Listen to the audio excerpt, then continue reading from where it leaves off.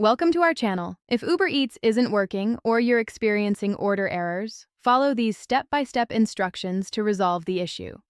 Step 1. Check your internet connection by opening other apps to ensure you have stable Wi-Fi or mobile data. Step 2. Close the Uber Eats app completely and reopen it. On iOS, swipe up and close the app. On Android, force stop it through settings. Step 3. Update the Uber Eats app to the latest version.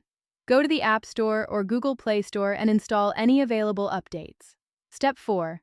Clear the app cache. On Android, go to Settings, Apps, Uber Eats, and Clear Cache. On iOS, delete and reinstall the app. Step 5. Verify your delivery address is correct and within the service area of the restaurant you're ordering from. Step 6. Check your payment method. Go to Account Settings and ensure your credit card or payment information is up to date and valid. Step 7. Try a different payment method if your card is being declined. Add another credit card or try using PayPal or Uber Cash. Step 8. Restart your device completely to clear any temporary system errors affecting the app.